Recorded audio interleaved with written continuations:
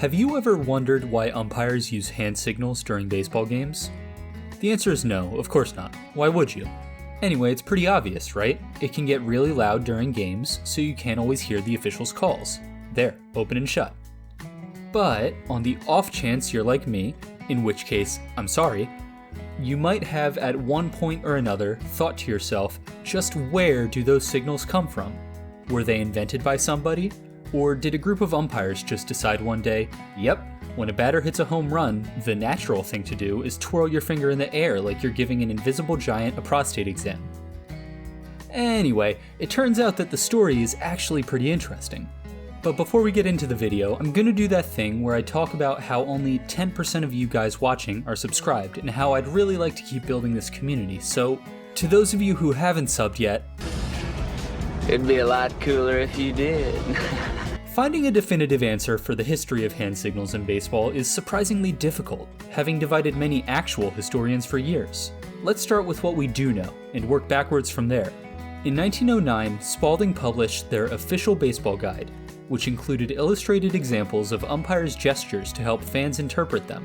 It was during that season that umpires had been officially instructed to call plays gesturally, in addition to verbally.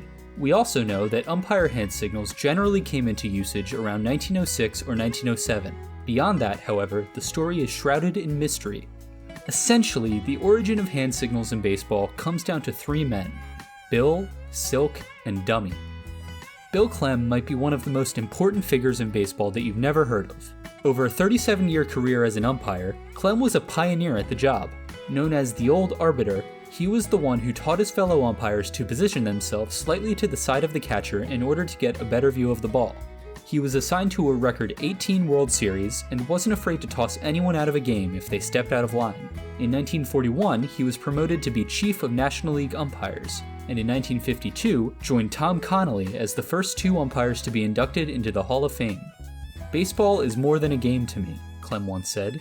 "It's a religion." But perhaps the most significant contribution Bill Clem may have made to the sport was his claim as the originator of hand signals for balls and strikes. In an interview he did in 1951, Clem said, "Today, when an umpire calls a strike, his right hand shoots above his head so that everybody in the ballpark knows it.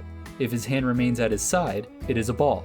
I originated that system in 1906, when my voice went bad and I could no longer follow the custom of bellowing." So it was Bill Clem who invented hand signals then? Case closed, right? Well, not so fast. While Clem's Cooperstown plaque does indeed credit him with inventing the hand signals for fair and foul, his claim that he was the first umpire to use gestures to indicate balls and strikes is suspect. There is evidence that it wasn't actually Clem who first used hand signals while umpiring, but rather a close friend of his, National League umpire Frank "Silk" O'Loughlin. In its coverage of the 1906 World Series between the Cubs and the White Sox, the Chicago Tribune noted an unusual flurry of activity occurring behind home plate. The din of the rooting was so great it was impossible to hear an umpire's decision. O'Loughlin supplemented his clarion voice with his characteristic gestures, and his decisions were apparent to all. Before the third game, both umpires were instructed to raise their right arms for strikes and their left arm for balls.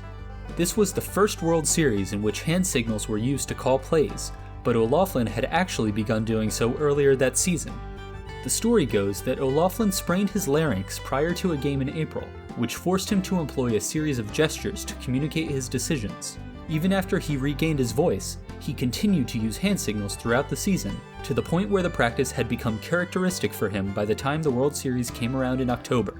So then it wasn't Bill Clem, but Silk O'Loughlin who came up with hand signals that umpires use today? Once again, it's not quite that simple. See, back in the early days of the sport, there was a player named Dummy Hoy.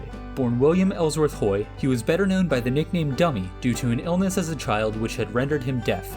During a career that lasted from 1888 to 1902, Hoy set a number of MLB records in putouts, games, and double plays. As the first deaf player to become a bona fide big league star, Hoy had to contend with a league that was unaccommodating to those with disabilities, to say the least. Because he was unable to hear the ball strike calls issued by the umpire behind him, Hoy had to get creative, developing a system in which his third base coach would raise his right arm to indicate a strike and his left arm to indicate a ball. The system soon expanded to have the coach signal the opposing team's calls to Hoy while he was in the outfield. In the same Washington Post article that detailed Silk O'Loughlin's use of hand signals during the 1906 season, Hoy was credited as the originator of the quote, mute signal code. However, Hoy's signals were mainly used to communicate with his coaches and teammates, not umpires, and his career ended 4 years before they became commonplace among MLB umps. For these reasons, some historians have been skeptical of Hoy's role in the origin of hand signals. So here we are. We've gone through the stories of Bill, Silk, and Dummy, yet the answer to the burning question of who invented umpiring hand signals still manages to elude us. Some people have also credited minor league umpire Ed Dundon with bringing signals to baseball, while other umpires like Cy Rigler and Hank O'Day were major players in their development. And that's the thing. As I'm sure you, dear viewer, have realized over the course of this video, the more we search for one single inventor of hand signals in baseball, the only thing that becomes clearer is the likelihood that such a person does not, in fact, exist. It's human nature to desire clean, easy answers. When the American people wanted to know who invented their beloved national pastime, National League President Abraham Mills went looking for him. When he was unable to find the creator, Mills invented one, placing the onus on Civil War General Abner Doubleday, who himself had never set foot on a baseball diamond. I suspect the story of umpire hand signals is similar. Like many aspects of baseball, and of the world in general, the hand signals employed by umpires were probably the result of hundreds of years of small contributions from multiple individuals, leading to the patchwork of signs and symbols that we see today.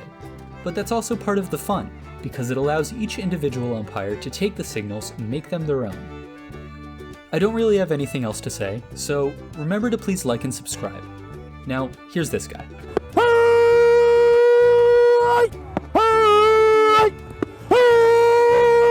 Can't touch this! Can't touch this!